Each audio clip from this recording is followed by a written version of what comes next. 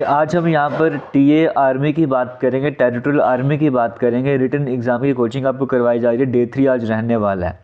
आज का topic most important रहने वाला है। National symbols of India cover करने वाले हैं। इससे जितने भी इंपॉर्टेंट क्वेश्चंस बनते हैं टॉपिक वाइज चलेंगे, आपको लास्ट तक देखना, सब कुछ क्लियर हो जाएगा। Defence and SSC exam YouTube channel पर आप वीडियो देख रहे हो। यहाँ पर प्लेलिस्ट बनी है टीए आर्मी के नाम से, वहाँ पर जाकर पुरानी वीडियोस भी देख सकते हो। बाकी अगर आप हमसे कनेक्ट करना चाहते हो, इंस्टाग्राम फेसबुक पे जेके लेटेस्ट इन्फो के नाम से वहाँ पर जाकर कनेक्ट कर सकते हो। तो स्टार्ट करते हैं आज की इस वीडियो को। सबसे पहले आपके सामने नेशनल सिंबल्स में आपको हमारा नेशनल फ्लैग देखने को मिल रहा है।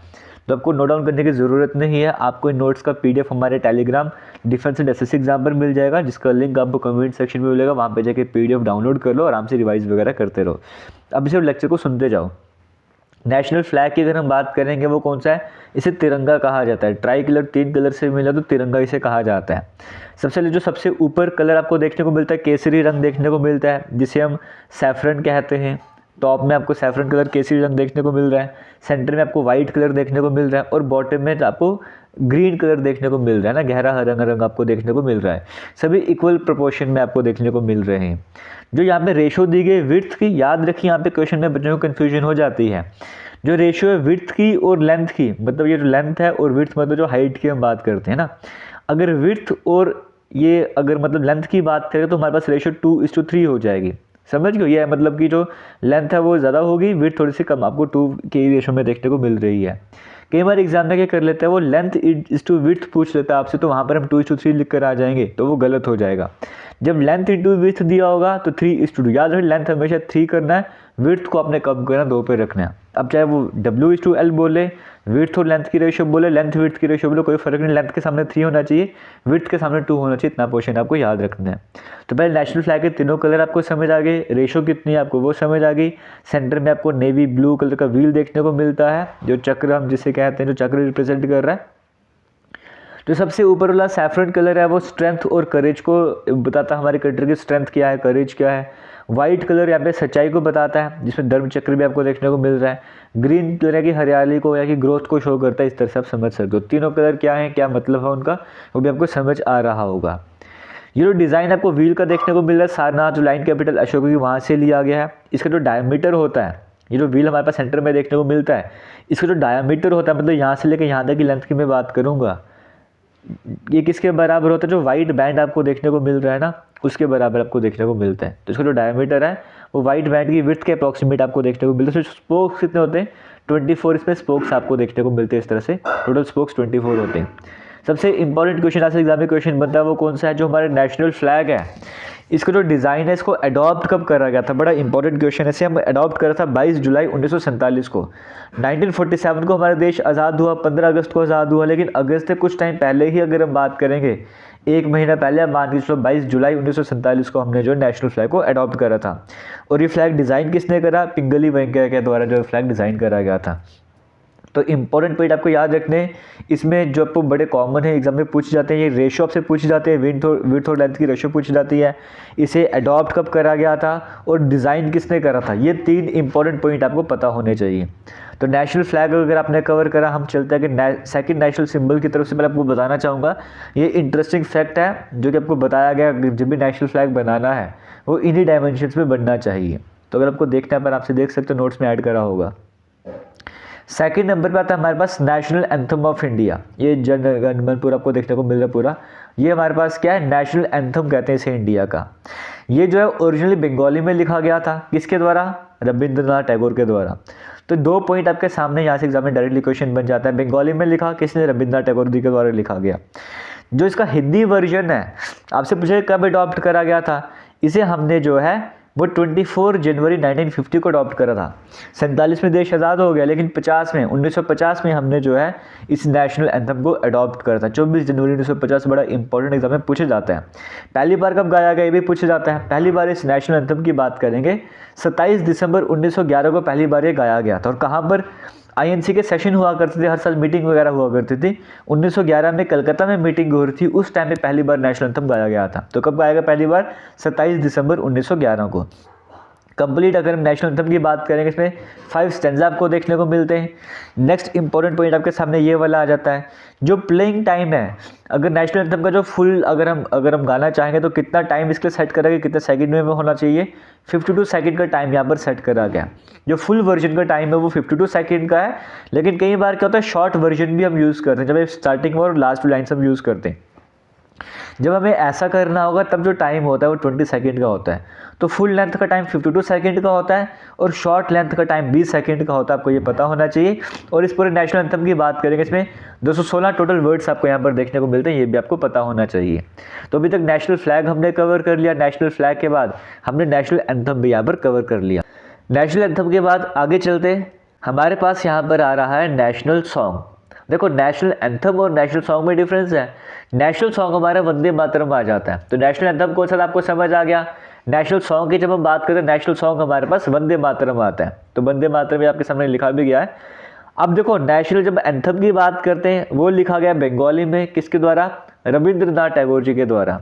लेकिन जब नेशनल सॉन्ग की बात करते हैं वो आता है वंदे मातरम, और ये लिखा गया संस्कृत में बंकिम चंद्र चटर्जी। वो बंगाली था, ये संस्कृत है। वो रविंद्रनाथ टैगोर था, यहाँ पे बंकिम चंद्र चटर्जी आपको नाम देखने को मिल रहा है। लेकिन इसे जो हुआ क्या, 24 जनवरी 1950 को प्रेसिडेंट डॉक्टर राजेंद्र प्रसाद जो एक स्टेटमेंट लेकर आते हैं असेंबली में कि जो सॉन्ग है वंदे मातरम, इसका बड़ा इंपॉर्टेंट रोल लगा हमारी इंडियन फ्रीडम के स्ट्रगल में, बड़ा यूज़ करा गया, इसे बड़ा इस्तेमाल कर, बड़ा इंपॉर्टेंट रोल कर रहा था।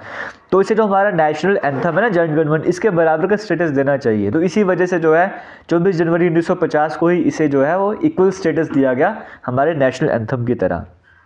पहला पॉलिटिकल ओकेजन जब इस सॉन्ग को गाया गया था वो 1896 का टाइम पीरियड था, मतलब राष्ट्रगान से भी पहले की बात करेंगे, नेशनल एंथम से भी पहले की बात करेंगे। 1896 में पहली बार जो पॉलिटिकल कोई ओकेजन था जहाँ पे वंदे मातरम को गाया गया था।